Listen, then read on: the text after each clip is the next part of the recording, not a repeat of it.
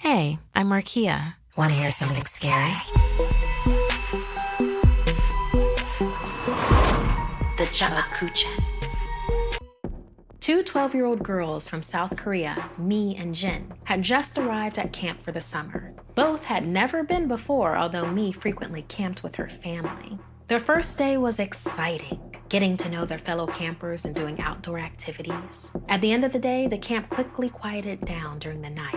But Jen couldn't sleep. She wanted to explore more of the campgrounds at night.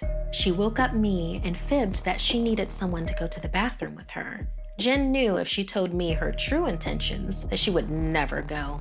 Mi always followed the rules, while Jen would question why there were rules in the first place. Once they arrived at the small building holding the bathrooms, Jen figured she might as well go while she figured out how to get Mi to go exploring. Mi, eager to get back to bed, told her, "I'll stay out here and wait for you." As soon as Jen entered the bathroom, she felt something was off.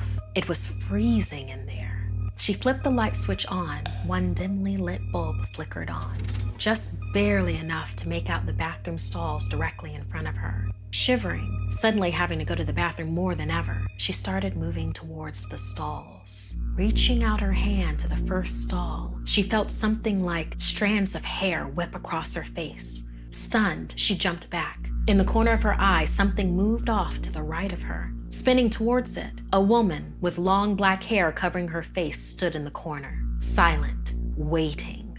Jen abruptly turned around and sped out the door. Grabbing Mi, she pushed her towards the path back to their cabin. All thoughts of exploration forgotten, Jen couldn't have seen what she just saw. It must have been her imagination getting the best of her. "Are you okay?" Mi chuckled. "I thought for sure you got me out here so you could go exploring." Jen stammered. "I thought I saw something, someone, a camper maybe? It kind of looked like something from a horror movie. I don't know." Mi stopped dead in her tracks, looking behind Jen at the bathroom door. "Wait," she looked very concerned. "What's the date?" Jen stopped, staring at Mi, wondering what was going on. Mi continued worriedly. "It's the Cheuksin. On dates with a 6 in it, the only way to safely use a bathroom at night is to cough 3 times before entering and to carry food as tribute. Otherwise, the Cheuksin could find you.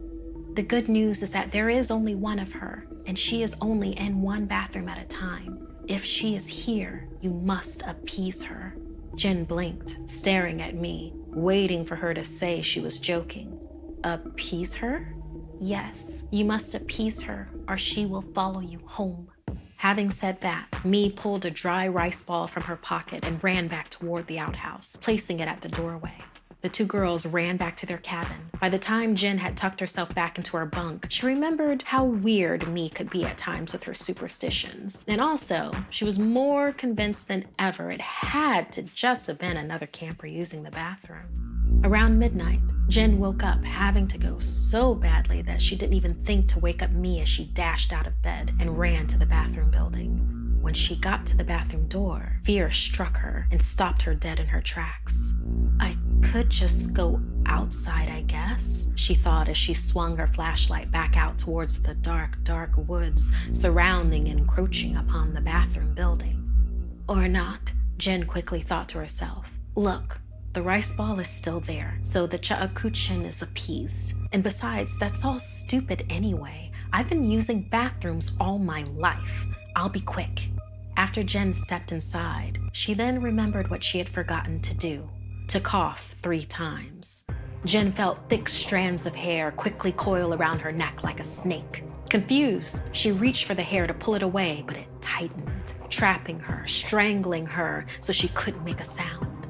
Lifted into the air by her neck, the pressure increasing around it, the long strands surrounded Jen, wrapping her in a deadly embrace. The Cheuksin sat on the ceiling. It was the woman-like figure that Jen had seen before. Lifting her new prey up into her arms, the goddess pushed its face against hers, breathing in the shallow breaths coming out of Jen's body. "I would have followed you home, but I was too hungry. So this time, it will only be you." At that, the Cheuksin moved towards the toilet, which transformed into a bottomless pit.